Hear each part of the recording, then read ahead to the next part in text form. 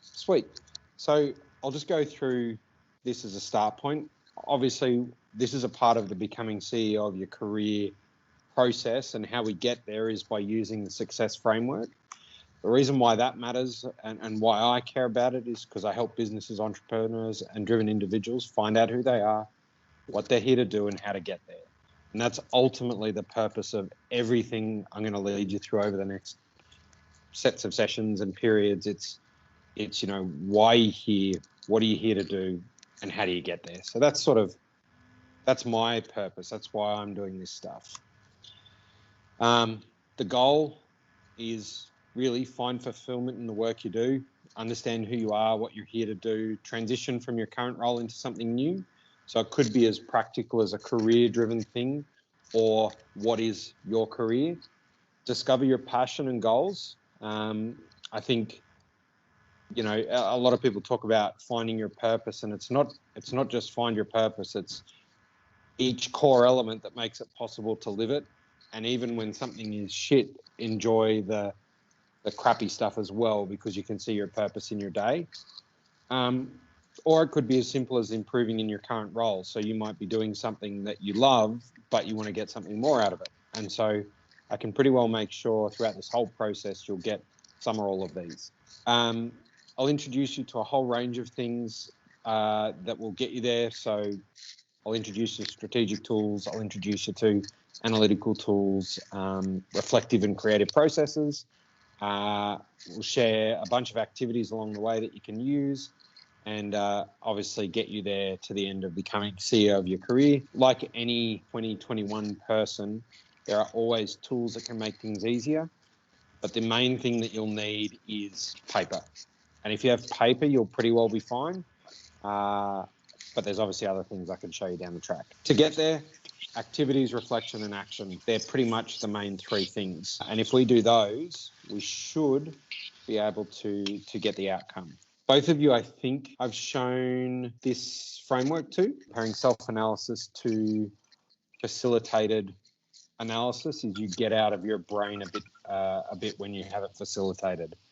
So for some of the stuff we do today, we'll speed through and smash through, making sure we get the outcome. And the difference that'll make a difference is doing that facilitated analysis as opposed to self-analysis. The sort of medium-term goal is to get all the way across to habits, because if we can get to habits, that means they're in habits based off intention. And so having habits based off the intention is where you get the real bang for buck.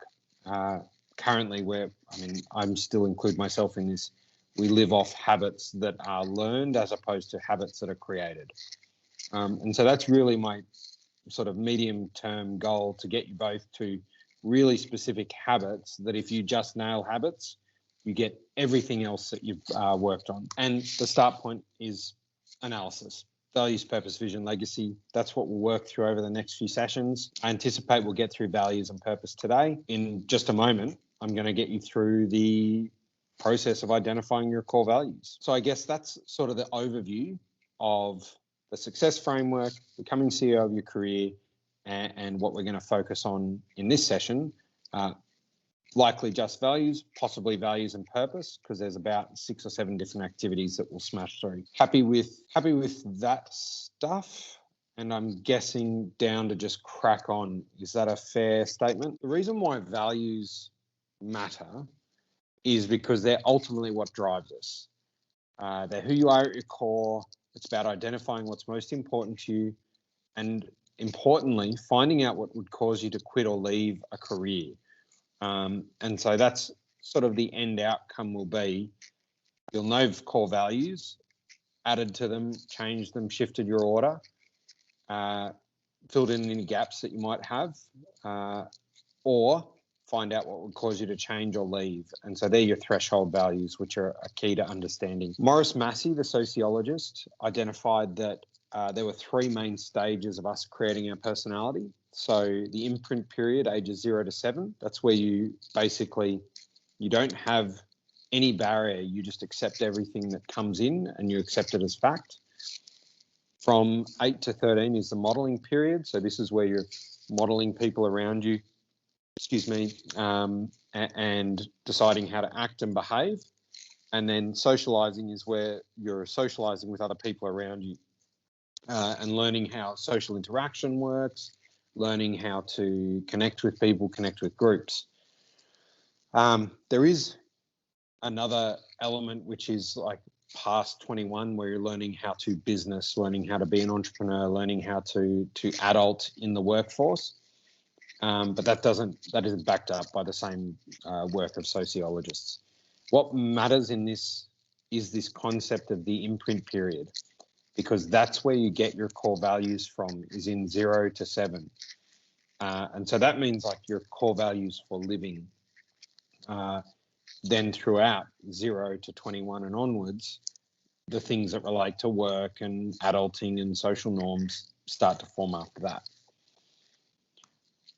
There was also the Dunedin study, which had 2 psychologists followed 1,000 New Zealanders since 1972.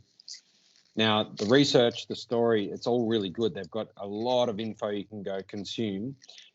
The key thing that's for noting in the Dunedin study is from 0 to 4, we lock in one of 5 core personality traits or types: well-adjusted, confident, reserved, under-controlled, or inhibited. Basically, oversimplifying a complex matter, the first 3 related to good, solid, functioning people within society. The last 2 normally related to people that had issues with learning, with life, with issues with the law, that sort of thing. These personality traits don't matter so much, other than to say between 0 to 7 or 0 to 4, the core of who we are is pretty well formed, the things that shape our reality. And so what's important for us today is we get to those deep core values, so that way you get the outcome of actually having your values, as opposed to, I think, something we've all seen in our careers. The APS Code of Conduct is a good example. Any business's values that are on their website, my opinion not a fact, is those are just aspirational. They are not core values.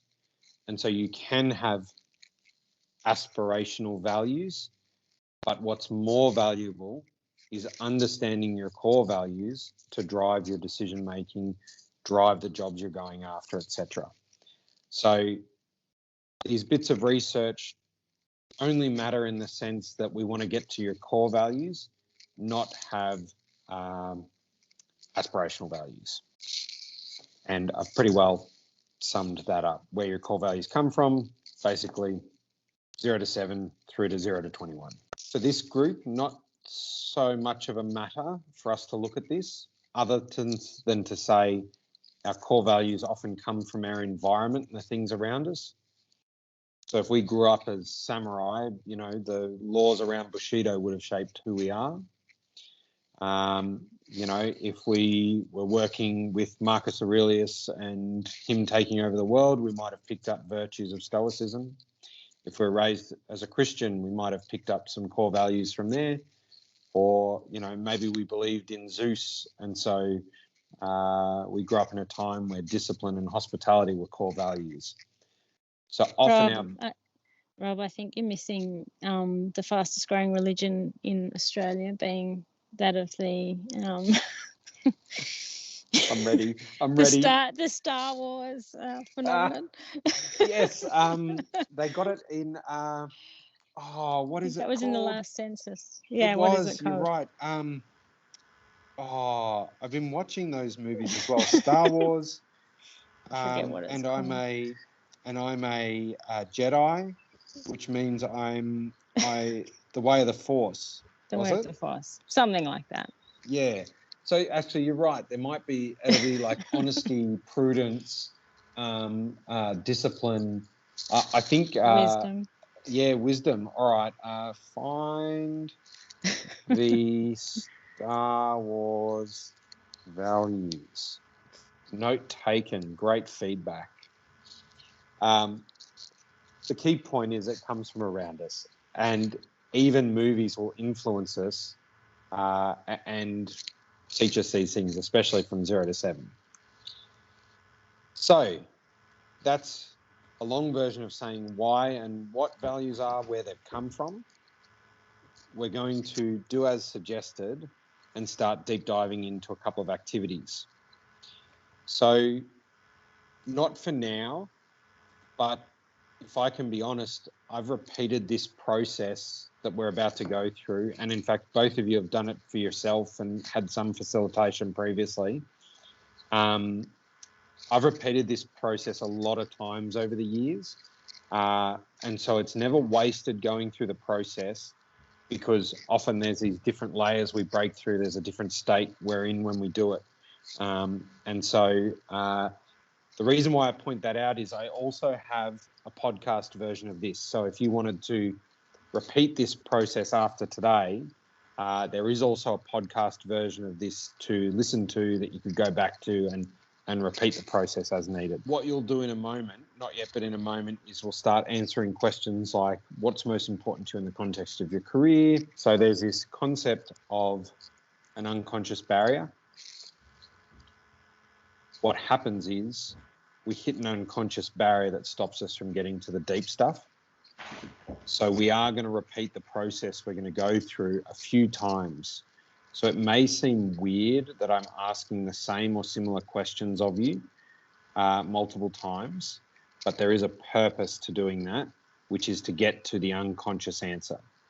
So note that we're about to go through a process that may or may not seem repetitive.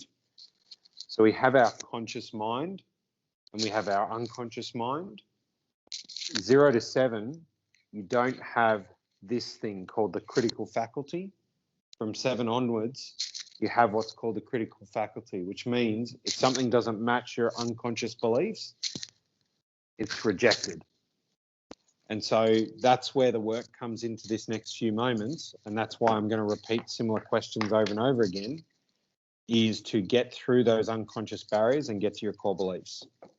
So it might seem repetitive, but it's all for a purpose. The questions will sound something like what's important to you in the context of your career.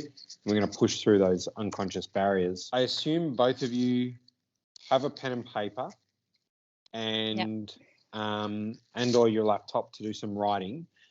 Yeah. What I'm going to do is I'm going to use my stopwatch, and we're going to do like 3 minutes of intense writing, and all I need you to do is to firstly listen to my question, but also repeat the question in your mind as you're going. And as we sort of said at the start, don't think, just write. So I'll set an alarm for 3 minutes, and I want you to answer the question, what's most important to me in the context of my career? And I want you to write everything that comes to mind and keep writing for 3 minutes straight. Even if you start repeating stuff, that's fine. And in 3 minutes, I'm going to come back and we're going to ask a same but different question. So ready, set, go. You might also find you want to write some sentences. Sentences are fine. It might be something conceptual. That's okay, but just keep writing. Another strategy, if you find yourself getting stuck, is to look up. The reason you would look up is you're accessing visual information. And so looking up to connect, or looking up and out and ask the question, what's important to me in the context of my career? So you've got a list, keep in that same state, don't change your state. I want you to read through that list, notice 3 or 4 things that you've said, and ask, if I had all those things that I can see right there, what else would be important to me in the context of my career? What else would I need in my career right now to mean I'm fulfilled, having fun, living the dream? What else, in addition to what's there, do you need? Another 3 minutes, keep going, reread your list, ask the question, what else would I need? You can start with surface things as well. You know, it could be as simple as money. It could be as simple as friendship. But whatever you write, the goal is to get deeper now. There might be things you expect from people, and there might be things you expect to be able to give. What's important to you in the context of your career? And so it could be that you read the last 3 things you wrote down and say, if I had those things, what else would cause me to be fulfilled in work? If you had all those things there, what else would you need to have a fulfilling career? You've collected influence, you've got leadership, you're shaping outcomes, helping people, learning, growing. What else would you need to have the most fulfilling career? Okie dokie. We can pause there. We're not done yet. We still have to go deeper. And to get deeper, we're going to try another angle. And so keep the space that you've got going on, and you might have questions, but we can save them for a moment because you're going to go through a process. And to do this process, what we're going to do is you might need to sit there and close your eyes to do it. You don't have to, but you can. And it's all about remembering what motivates you. And so you don't need to read what's on the slide because I'll lead you through the process now. And so not yet, but in a moment, you'll just sit back and drop your pen or pencil. And you might go inside and you might close your eyes. And I want you to, right now, remember a specific time in your career or an incident where you felt totally motivated in the context of your career. You probably lost hours and hours and hours because you were just in the zone. And as you think about that time right now of total motivation, smashing out work, go back to that time in your mind as if you're right there now and think about what you saw, hear what you heard, feel what you felt when you were feeling totally motivated. And then notice what's the feeling, what's the emotion that was present just prior to being totally motivated in your career. And so as you're there in that moment, seeing what you saw, hearing what you heard, feeling what you feel, snap right back into now and take 60 seconds to just write down each feeling, emotion, thought that was in your mind when you were totally motivated in the context of your career. And as you look at the list you've just written down, I want you to notice, is there anything in there that's important to you in the context of your career? Of the things you just remembered, the things you just wrote down, is gratitude important? Is freedom important? Joy or nervousness, I don't know. Have a look at what you just wrote down and what you remembered. And if there's something there that's important to you in the context of your career, let's add it to the list of values. We're not done with our list yet, but is there anything else you need to add? So a couple of side notes just to share with you guys to consider. There's a book called Flow by Mihaly Csikszentmihalyi. Don't quote me on how to say that. But if you Google Flow, and I think it's The Psychology of Optimal Experience is the tagline. That'd be worth a read or a listen on Audible or something, just because it talks about that flow state. And so wherever we create that flow state is where we experience some of our best joy. And it's somewhere in between skills and complexity. So if your skills match the complexity, at the perfect point, you get into flow. But when your skills exceed the complexity, you don't get joy. Or where the complexity exceeds your skill, we find sadness, depression, frustration. So flow would be worth checking out as a useful read in the context of values, joy, and work. The other thing I think is we'll get to this tight list of like 5 to 12 values. It's always worth checking your values against the dictionary definition, because sometimes we'll have a word come up that we think means a thing, but then when you check the different dictionary definition, it can often be different. And so I guess it's a good litmus test for your understanding of a value and then your understanding of why you get what you get. So I definitely suggest a dictionary test of any values we end up with. But what we're going to do right now is we're going to have a chat about breaking values. And so this is going to feed into ultimately your values list, but also what would cause you to quit or leave.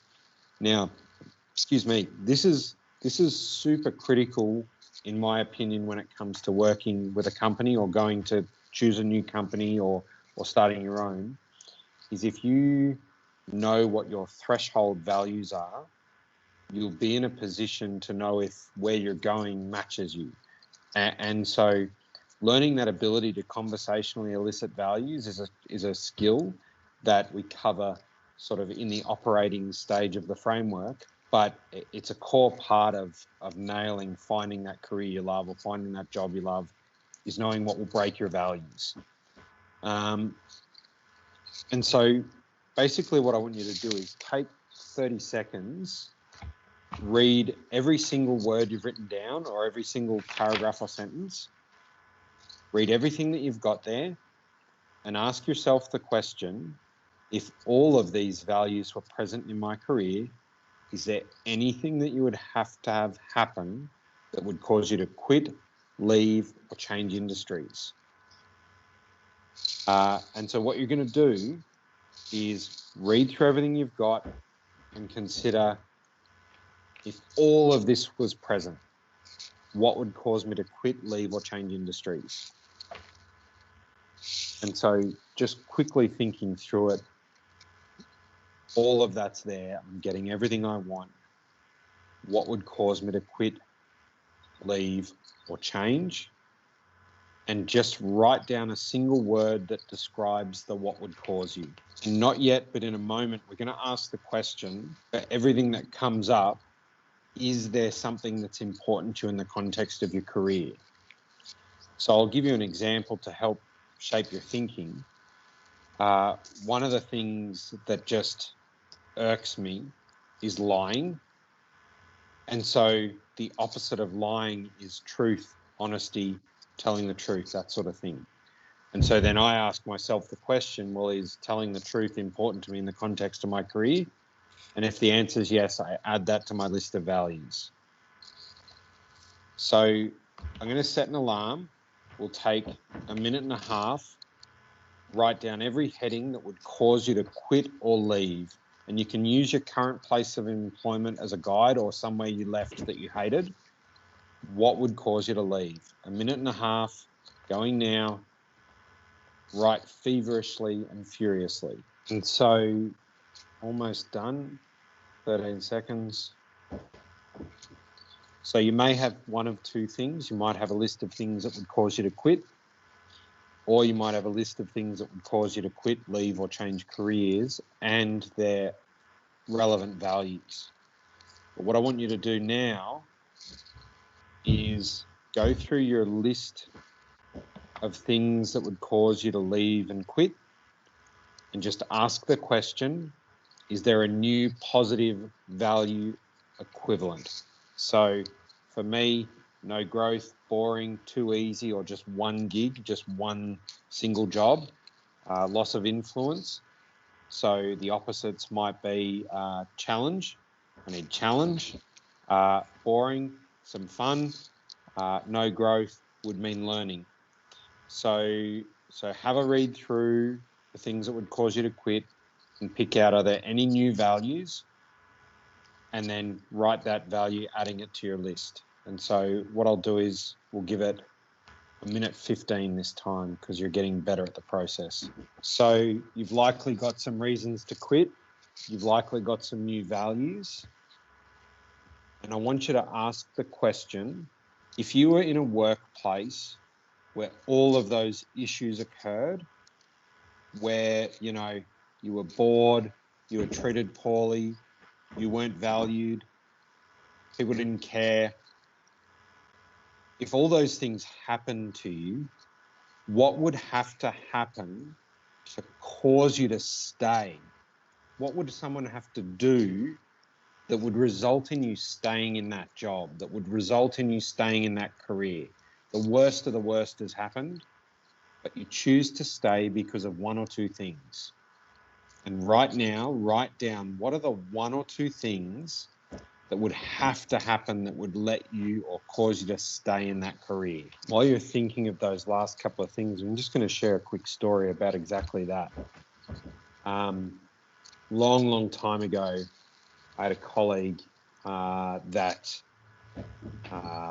they would talk over, interrupt, get in front of, diminish the people around them, badmouth them to people, treat them like shit, all for the purpose of progressing their own career to the detriment of everyone else. To the point where that person who I grew up with and, served in the military with, I would have considered no longer a friend. That person, years later, sent me and another friend of mine that they hurt a long email that basically acknowledged almost verbatim every mistake, everything that they had done to pursue their own ego, and apologized for them. And it was that authentic, heart-connected apology that literally wiped away the years of shit and the years of hurt and pain, because he'd done that work and understood who he was then and how he'd changed. And so that, for me, is an example of something that would have to happen between me and a colleague that would cause me to forgive something that was at the time unforgivable.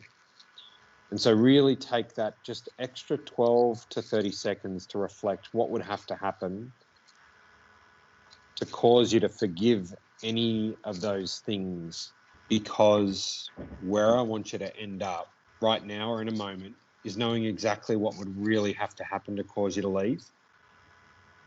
And there's only really going to be maybe one, maybe two things that would have to happen.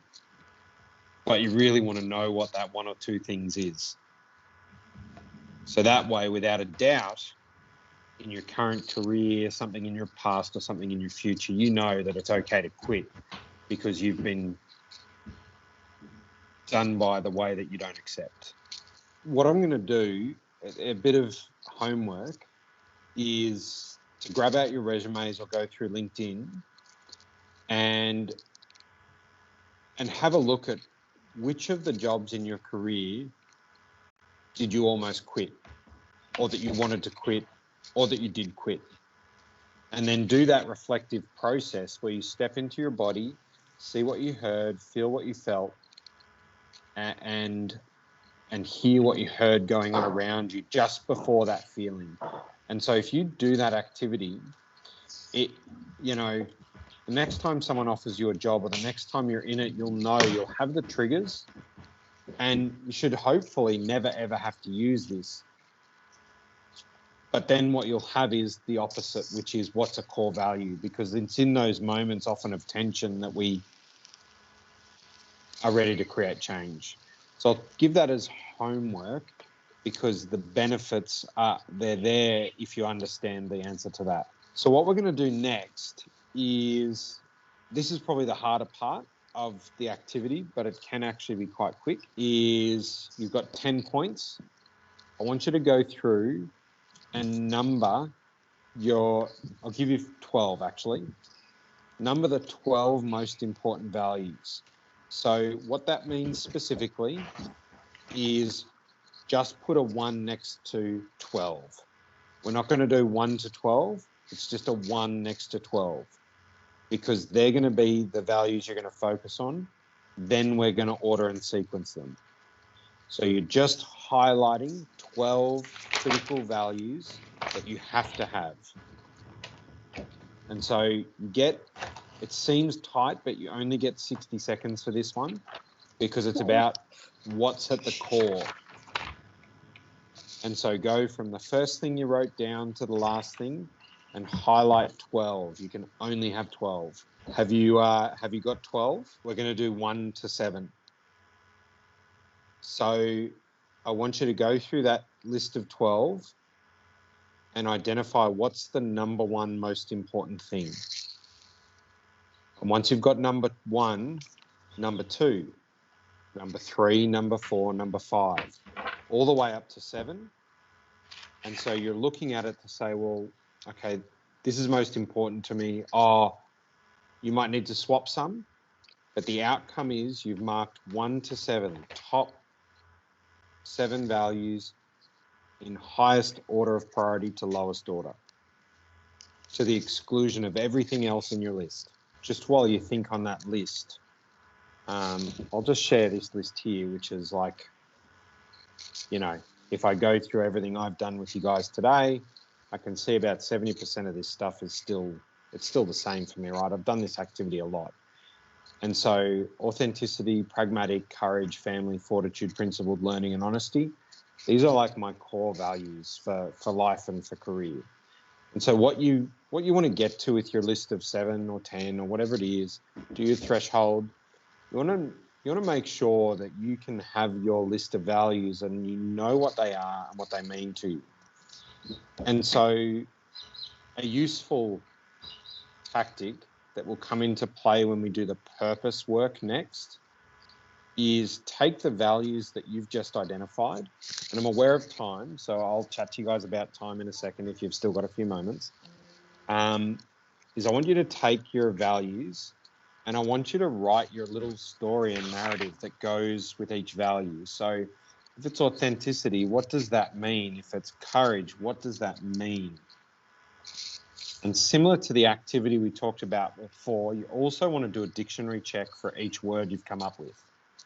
So you'll have your value, you'll have your story that goes with the value, and then you'll have a dictionary definition. And this is going to become probably the foundational useful tool that helps with purpose. It'll help with your personal brand. It will help with your ability to tell stories. It will help with your ability to communicate. It will help with your ability to elicit information from people. And I know that sounds like a massive pitch out of having a few stories. And so once you elaborate on your stories, you can use it for the purpose of metaphor development and metaphor communication, where you tell a story that communicates who you are, a state you want to elicit from people, a reaction you try and elicit. And so having your little stories is useful for finding your values, but then it's applicable in so many other contexts. When we get to purpose, in those stories, this concept of standing up and telling the truth is present in the work I do. I stand up, I teach, I help people learn, I have the courage to put myself online or put myself out there. Your stories help uncover your purpose. So this activity that I'm giving you to go look through your list, write your story, check the dictionary, it's going to feed into the next work we do, and it's going to feed into some cool communication tools I'll teach you down the track. So before I change what we do next, are there any questions, queries, doubtful points, comments you want to make about your list of 7 or anything that I've talked about so far? So this activity we've just done is directly applicable to doing with your partner and doing for yourself. So the concept of values and relationships and the process we've gone through should absolutely be applied to life. It could be to money, it could be to fun, it could be in the context of a relationship, right? So what's important to you in the context of your relationship? What's important to you in the context of your life? How does that relate to why is family on my list? Well, if I don't prioritize family, I'll lose it. Is family important to me? Absolutely. Where am I energized from? I'm energized from talking with my wife and jiving and coming up with ideas. And so that's how sort of family made it onto my list. It was also a consequence of not prioritizing it as much as it is a consequence of it being a priority. So you might find when we do the purpose activity, it's in the purpose activity, there's 2 or 3 things that we'll do that will likely elicit some other values that might challenge your list. I have a solid list because of years of repeating the process.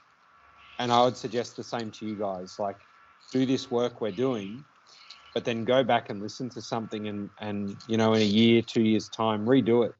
See what the outcome has been of all the learning you do and and see how you've changed. I'd also suggest going through this process we just went through and shift the context. We'll end it up there. And I think the answer to this question, I'm hoping, is yes for both of you. Yeah. Yes, See you next absolutely. month. Yeah, so what we'll do next is we're going to go through purpose. We're going to find out what's your why and what your purpose is. So we will finish the next session and you will be able to articulate why you're here and what you're here to do. So that'll be the outcome of the next session. So if there's been ever any ambiguity or lack of surety, I will make sure you know exactly why you're here and what you're here to do by the end of the next session.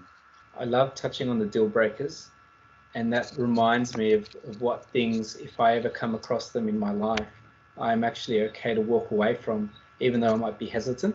So to be conscious of what things that you won't permit, that's really good. And I like the extra step of saying, all right, what's the opposite of that? So how does that relate to a value? Because if you look at the opposite of that, that's something you value really highly. So I think I'll use that tool whenever I encounter a situation I don't feel comfortable with, and just know that I have that weapon up my sleeve, that if this isn't going to sit well with my conscience, then I may as well just walk away now rather than live with the consequences.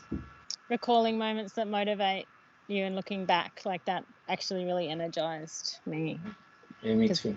Yeah. And so just to close the session off, this is a part of monthly development sessions where we go through the success framework, a bunch of online content to support growth, and down the track an opportunity to invest in tools and techniques and training programs to double down on your skill set. This has been the success framework, part of the CEO of Your Career course, and that was the first session, values, within the analysis part of the framework.